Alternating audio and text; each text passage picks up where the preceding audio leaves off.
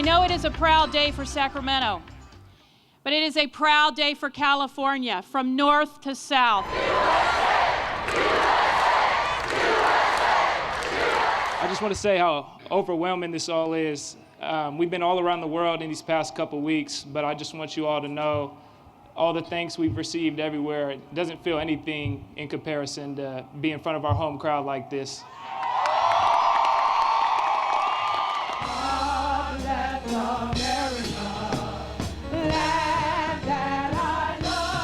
This has absolutely been unreal and fantastic, and thank you all again. Thank you. This support is amazing, and we all love you. We love Sacramento, and we're proud to be here. This is the best that we have to offer, and they are here with us today.